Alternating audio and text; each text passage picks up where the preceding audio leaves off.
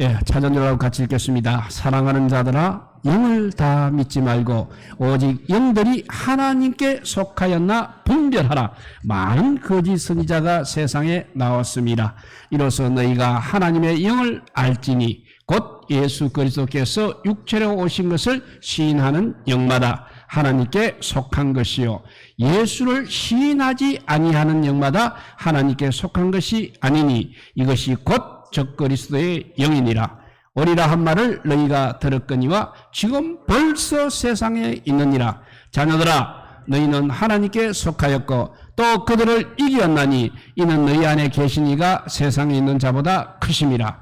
그들은 세상에 속한 고로 세상에 속한 말을 하며 세상이 그들의 말을 듣느니라. 우리는 하나님께 속하였으니 하나님을 아는 자는 우리의 말을 듣고 하나님께 속하지 아니한 자는 우리의 말을 듣지 아니하나니 진리의 영과 미호의 영을 이로써 아느니라. 아멘. 예, 많은 거짓 선자가 이 요한일서를 기록할 때 많은 거짓 선자가 벌써 세상에 나왔는데 지금은 벌써 21세기가 되었으니까 얼마나 많은 거짓 선지자들이 나왔겠습니까? 그 중에서 우리나라 거짓 선지자 역사를 한번 잠깐, 짧은 기독교 역사지만 그래도 한번 살펴보도록 하겠습니다.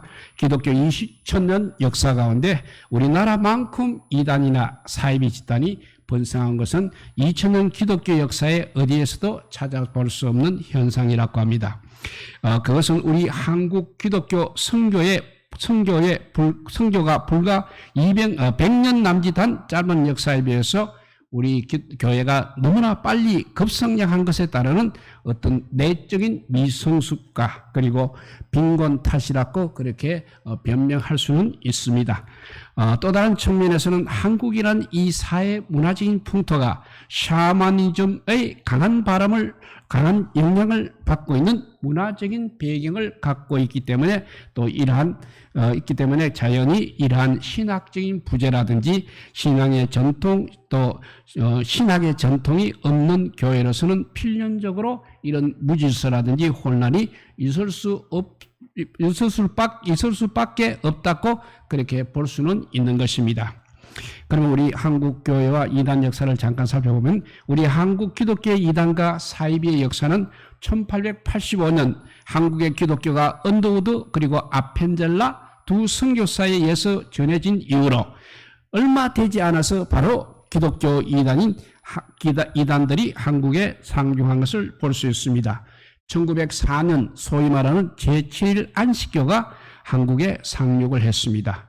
그리고 1912년에는 여호와의 증인이 이렇게 등장을 했습니다. 우리들이 신앙생활을 하는데 참 조심해야 할 부분이 우리가 흔히 아는 통일교다, 안식교다, 여호와 증인이다 하는 이런 큼직큼직한 이단들은 벌써 사회적으로 많이 알려져 있기 때문에 일반적으로 경계를 할 수 있습니다만은 그렇지 않은 아주 작은 초기 발생 단계에 있는 그런 이단 종표라든지 아니면 사이비 교회들에 대해서는 우리들이 아는 지식이 전혀 없습니다. 그리고 또 주변 사람을 통해서 은혜를 받을 수 있는 곳이다 해서 정말 말씀 일석을 너무 명확하게 한다든지 또 성령이 충만하다든지 병을 잘 낫게 해준다든지 하는 이런 말들로 많은 군데군데 있는 많은 작은 사이비 교회들이 우리를 미혹하고 있는 것을 보게 됩니다. 어느 기도원에 가면 그 기도원 원장님이 우리의 속을 다 꿰뚫어 보시고 또 애언을 하시고 정말 우리의 병을 낫게 안수 기도를 해 주신다든지 또 어느 재단에 가게 되면 어느 권사님이 우리의 미래를 다 꿰뚫어 보시고 또 어느 장로님께서 또 그렇게 하시고 그래서 기도를 받으러 간다, 병을 낫기 위하여 어디를 간다 하다가 결국은 그런 함정에 빠지는 경우가 너무나 많이 있는 것입니다. 우리 주변에 있는 기도원 가운데서도 불건전한 기도원들이 많이 있다는 것을 항상 유념해야 되겠습니다. 그래서 우리가 이런데 조심을 해야 할 부분이 되겠습니다. 우리 한국 기독교에 가장 강한 영향력을 끼쳤던 이단의 역사는 실질적으로 신비주의적인 특색을 띠고 등장했던 그리고 그러면서 개인의 체험을 무척 강조했던 1930년대부터 본격화된 그런 이단 운동이 우리나라에 있었습니다. 1930년대를 접어들면서 이제 일제 탄압이 더욱더 심해져 갔습니다. 나라 잃은 슬픔과 좌절감으로 어찌할 줄 모르는 우리 백성들에게 특별히 이런 신비주의적인 회오리 바람이 우리 한국교회를 휘몰아치게 되었습니다. 이 신비주의 운동에 제일 선봉에 섰던 사람이 바로 감리교 목사였던 이용도 목사라는 분이었습니다. 이분은 1932년 평양 노예에서 사경회 강사 청빙을 금지당했습니다. 그리고 1933년 2월에는 안주노에서 이단으로 정제가 되었던 사람이었습니다. 물론 이분은 처음에는 이렇게 이단 사설을 주장하지는 않았습니다. 전국을 누비고 다니는 아주 신령하고 유명한 부흥 강사였습니다. 그분이 집회를 인도할 때마다 수많은 사람들이 모여서 은혜를 받았습니다. 그런데 점점 이런 분위기가 더해가면서 이분을 따라다니는 여성도 가운데 이유신 유명하라는 여성도가 있었습니다. 이 여인들은 부흥의 집회 기간 동안 소위 말하는 입신강신극을 벌였다고 합니다. 그래서 이렇게 말합니다. 내 몸에 예수님이 지금 들어오셨다. 예수님께서 지금 나의 입술을 통해서 말씀하신다. 이렇게 하는데 그것을 이용도 목사님이 수용을 하기 시작했던 것입니다. 그 사람들과 이용도 목사가 이제는 한 팀을 이루어서 전국을 다니면서 집회를 했습니다. 그래서 나중에는 이 이유신 유명화 같은 성도는 강신극을 하면서 완전히 끙충끙충 뛰면서 무당 노릇까지 했다고 합니다. 그러면서 이용도 목사님을 보고 야 이놈 용도야 내가 예수다. 너가 나를 사랑한다면서 왜 빨리 한국에 썩어 빠진 교회하고 분리해서 교회를 세우지 않느냐 이런 말들을 하면서 예수가 이용도 목사에게 말하는 것처럼 그렇게 이런 일을 벌리게 되어졌던 것입니다. 그러면 이용도 목사님이 사탄아 물러가라고 그러한 무리들을 당연히 물리쳤어야 했던 것입니다. 그런데 거꾸로 오 주님 하면서 소위 강신술 입신 상태에 굴복을 하고 그것을 수용함으로 말미암아 교회가 아주 소란스럽게 전개가 되었습니다. 그래서 이제 우리 기독교에서는 이 사람을 이 이용도 목사를 이단으로 정죄하게 되었던 것입니다. 그때 그의 나이가 불과 33세였습니다. 그리고 이 사람이 폐병에 걸려서 본래 25세부터 거의 7, 8년 동안 폐병 환자로서 고생을 하다가 결국 36세에 이렇게 죽게 되었던 것입니다. 그런데 뭔가 나이가 딱 들어맞는 거가 있습니다. 그것은 예수님께서 33세에 돌아가셨고 모든 세상 죄를 다 짊어지고 돌아가신 예수님과 세상의 고뇌를 다 짊어지고 고난당하다가 교회로부터 배척을 받아 죽은 이용도 목사를 추정하던 많은 세력들이 급속하게 이제는 그게 빠지지 않는 것이 아니라 더 깊은 신비주의 속으로 빠져들어가게 되었습니다. 한국교회의 이단의 뿌리를 또 찾아 올라가 되면 대부분 이용도 목사의 신비주의야 자칭 재림 예수라고 주장했던 한국주라는 사람에게서부터 가지를 쳐서 내려오게 되는 것입니다. 이 한국주라는 사람은 사실 그 아버지 이름이 이상하게 황해도라는 교회 장로였습니다. 황해도라는 또 냉면집을 하는 이 장로님께서는 총명하고 명성한 한국주라는 아들이 있었습니다. 이 아들이 대학을 지나가지 못하고 굉장히 우울한 상태에서 기도를 열심히 하고 있었습니다. 그래서 부흥에도 잘 쫓아다니고 은혜를 체험해야겠다고 막 이렇게 노력을 하던 젊은 청년이었습니다. 그런데 어느 날 100일을 작정 기도하고 난 뒤에 내가 예수다 이렇게 등장을 하게 됩니다. 사실 내가 예수다 하는 원전은 이 한국주라는 사람에부터 시작이 되었다고 합니다.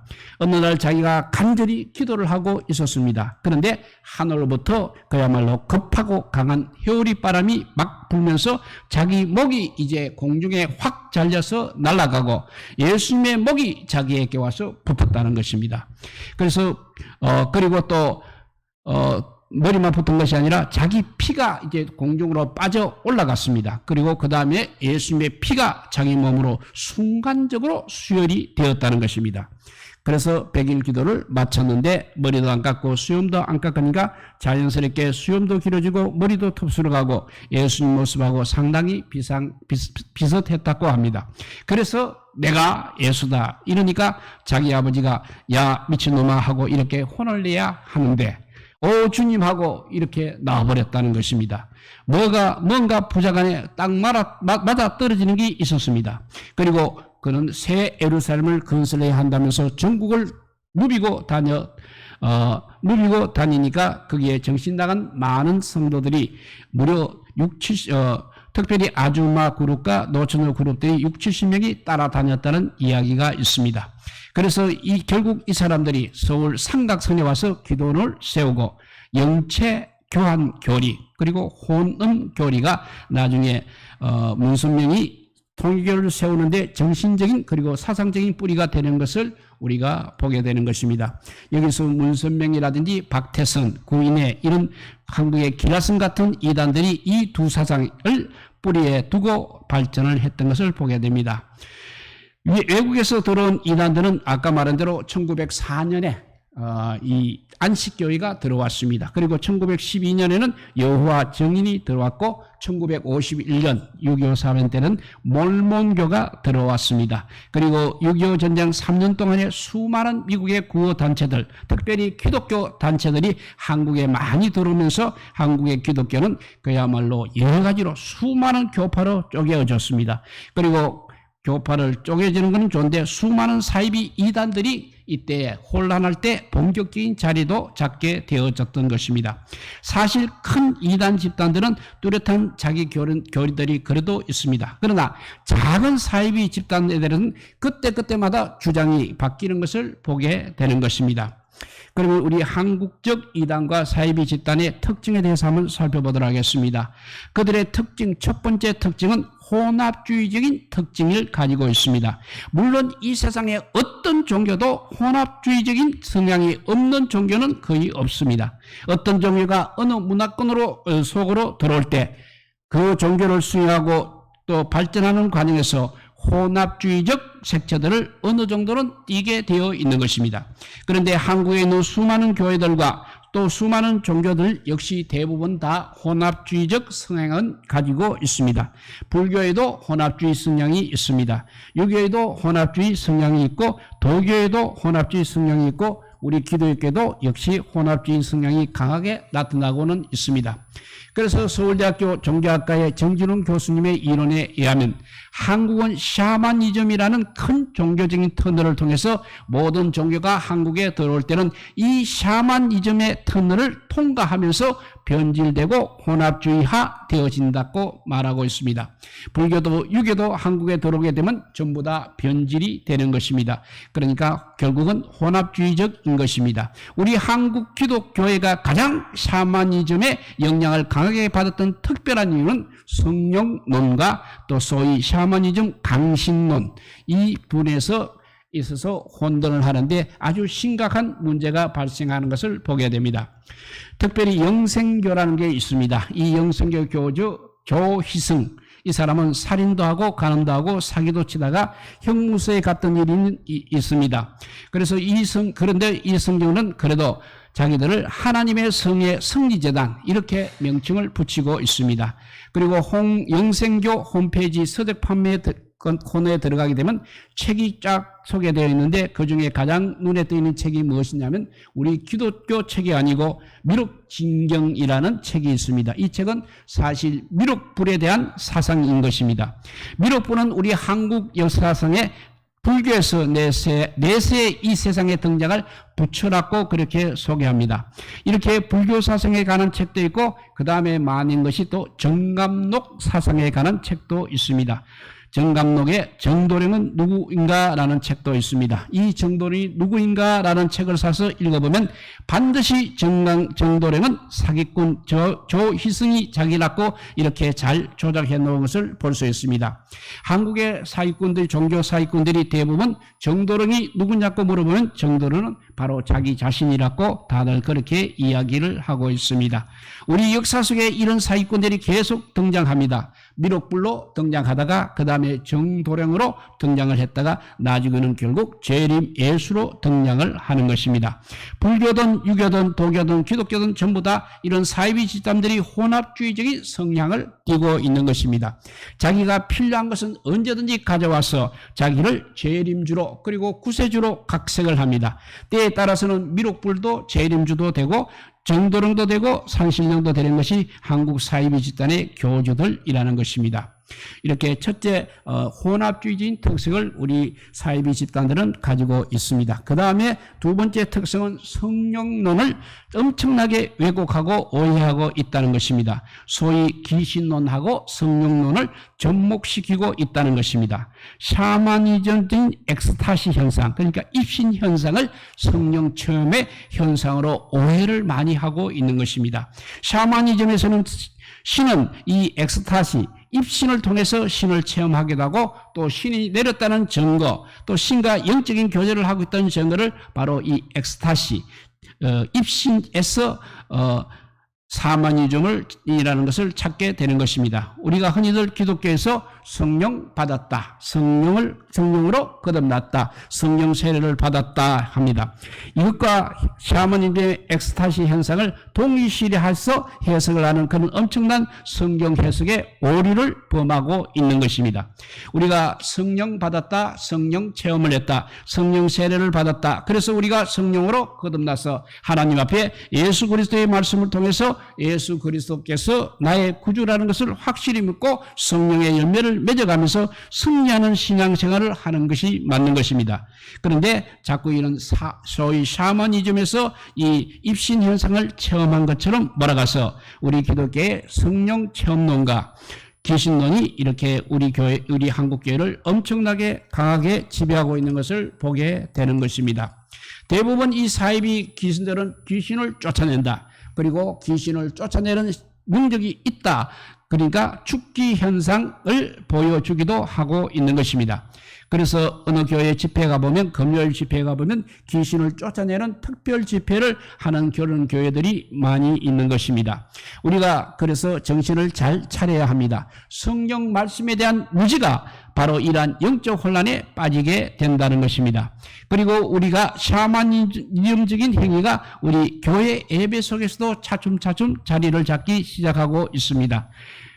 굿이라는 것은 샤머니즘에 있어서 하나의 예배 의식인 것입니다. 그래서 그 굿의 중심에는 항상 무당이 서 있는 것입니다. 그 무당은 귀신과 사람 사이를 연결시키는 어떤 매개적인 역할을 하고 있습니다. 그것이 샤머니즘인 것입니다. 시베리아에서 동부아시아 한반도에 이르기까지 샤머니즘의 영향권에 있는 것입니다. 이 샤만, 즉 무당은 네 가지 기능을 갖고 있다고 합니다. 첫째는 사제적인 기능이 있습니다. 둘째는 치병적인 기능이 있습니다. 셋째는 예언적인 기능이 있습니다. 넷째는 오락적인 기능까지도 가지고 있습니다. 또 교회 강단 위에서도 목사님들이 이 무당을 닮아서 닮아가는지 참 얼마나 많이 닮아가는지 참 걱정이 됩니다. 이 네 가지 사제적인 기능, 치병적인 기능, 예언적인 기능, 오락적인 기능을 우리 교회에서도 다 하고 있다는 사실입니다. 동네에서 흔히 굿판이 벌어지면 온 동네 사람이 떡도 얻어먹고 굿도 구경하는 처럼 교회에도 그렇게 모여드는 유형의 교회들이 자꾸 늘어가고 있다는 사실입니다. 그래서 거기 가보면 사람이 뒤로 벌렁벌렁 넘어지고 있습니다. 귀신이 쫓아나가는 현상도 보이고 있습니다. 안전뱅이가 일어난다고 합니다. 귀신이 쫓겨납니다. 병자가 낫습니다. 아무리 그런 현상이 많이 일어나도 우리가 분명히 알아야 할 것이 꼭 하나 있습니다. 그것은 바로 예수 그리스도를 통한 구원이 선포되지 않는 것은 아무런 의미가 없다는 것입니다. 병자가 낫지 않고 안전뱅이가 평생 안전뱅이로 살고 그렇게 하더라도 예수 그리스도를 통한 구원이 선포되고 그 구원이 있는 교회가 바로 정통교회라는 것입니다. 온갖 기현상, 신기한 현상이 다 일어난다 하더라도 제일 중요한 것이 바로 예수 그리스도를 통한 구원이 올바르게 선포되지 않고 그것이 어떤 다른 것에 가리워지고 있는 그런 잡다한 현상에 밀려난다면 그것은 분명히 기독교가 아니라는 것입니다. 무당들이 할 수 있는 것을 목사가 흉내낸다고 해서 그것이 신령한 것이 결코 아니라는 것입니다. 우리 한국교회 교인들이 속는 것이 어느 기도원에 가니까 이런 일이 있더라. 우리 한번 같이 가보자. 그래서 영혼을 그렇게 가서 도둑질 당하는 사람들이 많이 있다는 것입니다. 어떤 기도원 원장님은 방언 기도를 하고 난 뒤에 당신의 목에는 조상 귀신이 올가미가 걸렸다고 그렇게 말하는 사람이 있습니다. 우리가 그렇게 한다면 우리는 어떻게 하시겠습니까? 당신의 목에는 조상 귀신의 올가미가 걸려서 그리고 이 세상의 재앙이 다 나에게 뒤집어 씌워지는 것입니다. 그리고 그렇게 기도하면서 자기가 그 조상의 귀신의 올가미를 풀어주는 것 같은 사기를 치는 사람들이 있다는 것입니다. 그래서 무당들이 하는 무당의 4가지 기능, 아까 말한 사제적 기능, 치명적 기능, 영혼적 기능, 오락적 기능을 목사님이라고 하는 사람들이 그대로 연출을 하고 있는 것입니다. 또 장로님들이 그대로 연출을 하고 있습니다. 또 권사라는 분들도 그대로 연출을 하고 있습니다. 이런 사람들이 상 하나 차려놓고 가정전쟁이라고 하면서 그렇게 많은 사람들을 미혹하는 그런 사람들이 얼마나 우리 주변에 많은지 모릅니다. 그래서 누가 기도원을 가자고 할 때 건전한 기도원에는 잘 안 가게 되고 오히려 이 불건전한 기도원에 불을 받으러 올라갔다가 거꾸로 악령을 받고 내려와서 인생을 망치는 사람들이 많다는 것입니다. 기도원에 가실 때는 꼭 담임 목사님이나 교회 교역자들의 지도를 받아서 추천하는 기도원을 가면 좀 안전이 되겠습니다. 그래서 누가 어느 권사님이 기가 막힌 예언을 하신다. 우리 가서 한번 우리 아이가 이번 수능시험에 몇 점이 나올지 한번 물어보자 해도 속지 마시기 바랍니다. 그런 잡다한 사람들이 우리 주변에도 많이 있다는 사실을 알아야 하겠습니다. 늦게서야 깨닫고 내가 속았구나 할 때는 이미 우리 영혼은 영적으로 만신 차이가 나고 난 뒤일 것입니다. 이 이단과 사이비들의 또 다른 특징, 3번째 특징이 있습니다. 그것은 바로 개인적인 체험을 통한 신비주의를 굉장히 강조하고 있다는 것입니다. 그렇게 하면서 자기를 재림 예수라든지 메시아라든지 자기를 신적인 자리에까지 올려놓는 하나의 방법을 사용하고 있습니다. 이런 종파를 연구하는 전문가들에 의하면 지금 우리 한국에는 37명이나 되는 사람이 내가 예수다, 내가 재림 예수다 그렇게 주장하는 사람이 있다고 합니다. 이것은 바로 교인들의 성경적인 무지라든지 지도자들의 잘못된 지도, 이것이 만들어낸 공동작품이라는 것입니다. 우리가 개인적인 체험을 너무 강조할 때 그 개인적인 체험 속에는 과장이라든지 조작이라든지 사기극까지 끼어들 여백이 생기게 되는 것입니다. 유대인들이 구했던 것이 무엇이었습니까? 헬라인들이 찾았던 것이 무엇이겠습니까? 유대인들은 표적을 구했습니다. 헬라인들은 지혜를 찾았습니다. 그러나 우리 그리스도인은 십자가에 못 박힌 예수 그리스도만 전한다고 사도 바울이 고백을 했습니다. 왜 우리 한국 교인들은 쓸데없는 것을 찾고 있습니까? 쓸데없는 것을 구하고 있습니까? 쓸데없는 것에 많이 몰두하고 있습니까? 이것이 바로 우리의 영혼을 도둑질하려고 당하려고 하는, 또 영혼을 사기당하려고 하는 폼 잡는 그런 행위에 불과한 것입니다. 사이비 이단에 절대 미혹되지 않아야 하겠습니다. 그러기 위해서는 우리 가정이 먼저 건전한 가정이 되어야 합니다. 부부관계가 건전한 부부관계가 되어야 하고, 또 혹시 또 부부관계에 문제 있거나 가정에 문제가 있어 기도원에 가게 되면 시어머니를 또 사탄마귀 독사로 몰아가기도 하는 것입니다. 또 예매기는 남편이 있으면 그 예매기는 남편 속에 사탄이 들어가서 그렇게 되었다고 해서 오히려 대부분의 가정들을 파괴시키고 있는 것입니다. 그러니까 우리가 먼저 가정을 첫째 바로 지켜야 됩니다. 그리고 두 번째 성경 말씀을 우리가 체계적으로 공부해야 하는 것입니다. 다른 곳에 좋은 성경 프로그램이 있다고 해서 찾아가게 되면 항상 그런 것이 바로 위험에 노출되어 있는 것입니다. 그러니까 공신력 있는 기독교 기관에서 하는 성경 공부 프로그램에 참석해야 하는 것입니다. 그러나 이름도 없는 어떤 단체들, 어떤 조직들, 어떤 집단에서 하는 성경 공부 프로그램을 쉽게 쫓아가서는 안 되겠습니다. 그 다음에 자신이 속해 이렇게 성경 말씀을 체계적으로 공부하는 데 힘을 써야 하고, 또 자신이 속해 있는 교회에서 열심히 자기 역할을 맡아서 헌신해야 하는 것입니다. 그리고 이 지상교회 안에는 항상 천사 같은 사람만 모인 것이 아니라는 것입니다. 문제 있는 사람, 불안전한 사람들이 모인 곳이라고 먼저 인정해야만이 우리 자신들이 여기에서 빠져들어갈 가능성이 줄어드는 것입니다. 이제 마지막으로 사랑하는 자들아 영들을 다 믿지 말고 오직 영들이 하나님께 속한였나 시험하라. 이 말씀을 늘 가슴에 새기고 살아가야 하겠습니다. 지금 이 땅에는, 이 세상에는 많은 거짓 선지자들이 나와 있습니다. 많은 거짓 선지자가 지금 세상에 나와서 우리를 집어삼키려고 호시탐탐 노리고 있다는 그 사실을 알고 우리는 진리의 형과 미혹의 영을 구별할 수 있는 영적 분별력을 가지는 성도들이 다 되시기를 우리 주님의 이름으로 축복드립니다. 기도하겠습니다. 사랑의 하나님 감사합니다. 우리가 우리의 미약한 아버지의 지혜로 잘 알지 못하고 있는 것이 너무나 많아서 우리가 쉽게 속아 넘어가기도 하고 인생 전체가 불행으로 우리 가정이 불행으로 또 아버지가 되기도 합니다. 많이 주의 말씀을 묵상하는 저희들 되게 하여 주시고 정말 예수 그리스도를 통한 구원의 길인지 아닌지를 구별할 수 있는 능력을 주님 허락하여 주시고 그러기 위해서는 성경 말씀을 체계적으로 공부하게 하여 주시고 자기가 속해 있는 교회가 정말 진정한 구원의 하나님의 교리를 제대로 가르치는 교회인가를 살펴보고 잘 하여서 정말 이런 어려움에 빠지지 않도록 우리 모두를 지켜주시기를 간절히 빌고 오라올 때 우리 구주 예수 그리스도 이름으로 기도드리옵나이다. 아멘.